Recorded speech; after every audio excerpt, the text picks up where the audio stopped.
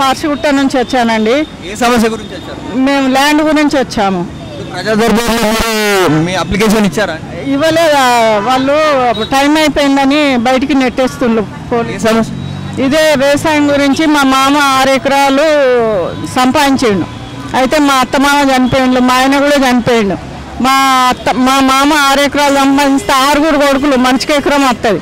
నేను పెద్ద ఆమెను. వాడు చిన్నోడు అంజయ్ అనేటోడు రౌడీ విజయం చేస్తాడు, మా ఆయన చనిపోయిండని నువ్వు ఆడదాన్ని ఏం చేస్తావే అనుకుంటూ వాడు నా వాటా చేసుకొని వ్యవసాయం భూమి 1 ఎకరము నా వాటా వాడు చేసుకొని అమ్ముకున్నాడు. ఇట్లా నువ్వు చేసినావని నేను పోతే వాడు రౌడీ విజయం చేస్తాడు, కొట్టిండు. నా కొడుకుని కాలు కొట్టిండు, నా నెత్తి మీద వాళ్ళు కొట్టిండు, నెత్తికి దెబ్బ తాకింది. దాని గురించి కూడా నేను అవస్థపడుతున్నా. 6 నెలలు అవుతుంది. నా వాటా నాకు కావాలి. నేను రేవంత్ రెడ్డి సార్ను విజ్ఞప్తి చేసుకుంటాను, నాకు న్యాయం కావాలి. అది. ఎంతమంది పిల్లలు? నాకు ముగ్గురు బాబులు. వాళ్ళు చదివినా కూడా వాళ్ళకి ఎలాంటి ఉద్యోగాలు లేవు, ఎలాంటి బతుకుదేరు లేదు. మాకు ఎకరం ఉన్నది కదా, మాకు ఏది ఆస్తులు పాస్తులు లేవు. అది మీ మరిది గారు ఇవ్వడం లేదు. వాడి పేరు చేసుకొని అది అమ్మేసిండు కూడా. ఎట్లా నువ్వు చేసినావంటే మా మీద రౌడీ విజయం చెప్తాడు. నీ మోడలే నువ్వేం చెప్తావు ఆడదానివి, నేను ఏదైనా చేయగలుగుతాను. వాడు నన్ను బెదిరిస్తుండు. భూమి ఇచ్చాడా? అమ్మేసిండు. ఎందుకు అమ్మినావని నాడు పోతే 6 నెలల కింద వాడు నన్ను కొట్టిండు. నా కొడుకు కాలు కొట్టిండు, నాదేమో నెత్తి మీద కొట్టిండు కట్టెతోని. నేను ఆసుపత్రులు చుట్టూ తిరుగుతాను తల మీద దెబ్బలకు. నా కొడుకు ఏమో కాలు, చిన్న పిల్లలు 2 ఆయనకు. నాకు ఇదంతా న్యాయం జరగాలి అని చాలా అన్యాయంలో బతుకుతున్నా. నాకు న్యాయం కావాలని కోరుకుంటున్నాను. సీఎం రేవంత్ రెడ్డి గారికి తెలియజేయమనగా, అయ్యా మేము ఆటో డ్రైవర్లము మా గురించి మా సమస్యల గురించి మీరు ఒకసారి పట్టించుకోగలరని మా వినతి. అయ్యా మా ఆటో నడితేనే మాకు పట్టుకొస్తుంది, దయచేసి మా ఆటో వాళ్ళ సమస్యలను పరిష్కరించగలరని మా మనవి. నమస్తే రేవంత్ రెడ్డి గారికి నమస్కారము. ముఖ్యమంత్రి గారికి. మేము మెదక్ జిల్లా రామాయంపేట డివిజన్ నుంచి వచ్చాము. ఒక 4-5 మండలాల నుంచి వచ్చాము. మేము 9 తారీఖున ముందు పరిస్థితి మీద చాలా మంచిగా బతికినాము.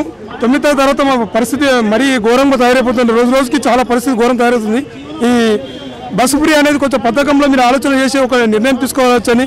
ఇప్పుడు మాలాంటి వాళ్ళకి ఇది ఉపాధి చేయండి. మేము కూడా first year, second year, 10th క్లాస్లో చేసి ఉన్నాము. డిగ్రీ వాళ్ళు కూడా ఉన్నారు మా యూనియన్లో.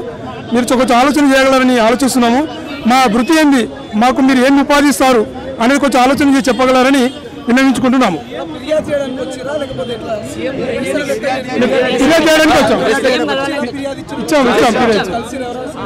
ఐపీఎస్ సార్ గారు అధికారి కలిసారు. అదే అధికారి గారు కలిసారు. మాకు మేము ఇచ్చాము. మాకు పెన్నుతో రాసుకున్నారు. మేము కంపల్సరీ మేము సీఎం వారి దృష్టికి తీసుకెళ్తామని ఒక మాట మాకు హామీ ఇచ్చారు.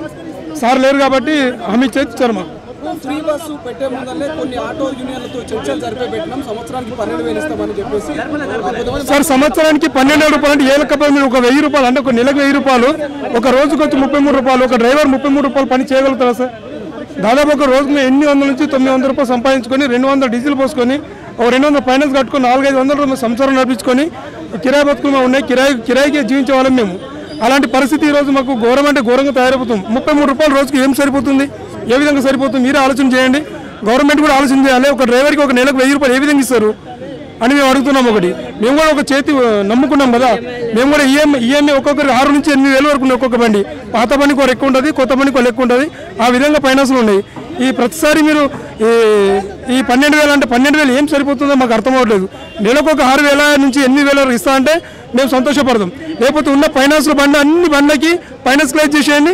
అది నెలకి ఇంత ఇస్తారో మాట్లాడండి. అట్లయినా కూడా మేము దానికి సిద్ధంగా ఉన్నాం. లేకపోతే సీఎం గారు ఈరోజు ఢిల్లీ వెళ్తున్నారు. ఢిల్లీలో విచారణ చేసుకొని మాకు వచ్చి మళ్ళీ తర్వాత ఏం చెప్తారో మీరు 2-3 రోజులు చూస్తాము. లేకపోతే మేము 100% ఇందిరా పార్క్ దగ్గర మా మెదక్ జిల్లా నుంచి 100%గా మేము ధర్నా చేయడానికి రెడీగా ఉన్నాము. భారీ ఎత్తులో ధర్నా కంపల్సరీగా దాదాపు ఒక 500 నుంచి 600 మంది మేము ఇందిరా పార్క్ వస్తాము. లేదా ఇక్కడే ముట్టడి చేయడం జరుగుతుంది. కావున దయచేసి మేము అడుక్కోడానికి వచ్చాము. మేము అడుక్కు తినటం పరిస్థితి కన్నా ఘోరంగా అయిపోయింది. దయచేసి మాపై మీరు దయ చూపాలని కోరుకుంటూ రేవంత్ రెడ్డికి మా యొక్క నమస్కారం.